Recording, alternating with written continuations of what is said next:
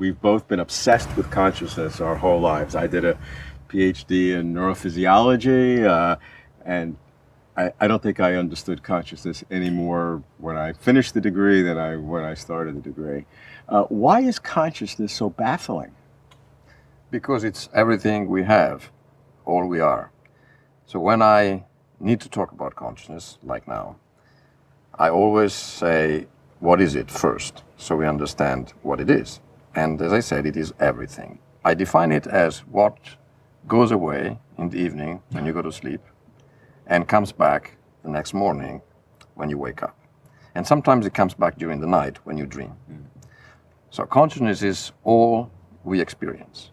And of course, if you eliminate experience from everything else, nothing is left as far as each of us is concerned. So experience means all the sounds and sights of life. It means all the feelings you might have had, will have, all the thoughts, all the wishes. Of course, it means yourself, your friends, your country, your place in the world. Everything is an experience. There's nothing but an experience for each of us.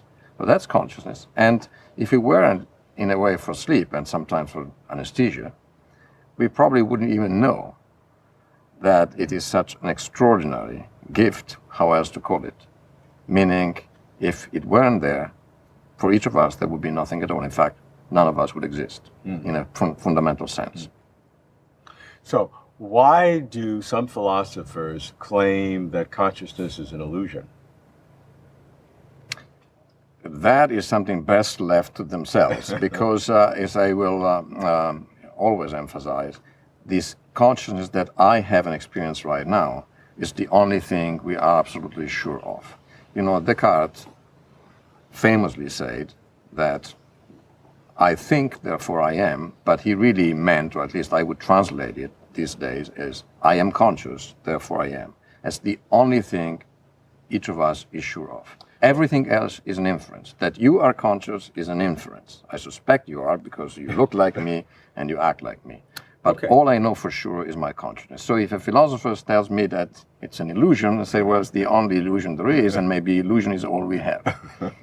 All right, but there's some factual basis to that claim, because what seems to me to be a unified sense of visuals in this beautiful, strange place we're in, the smells, the sounds are all integrated together in one experience. But if I had hit on the brain, or I had a trauma or a stroke, any one of these can be knocked out.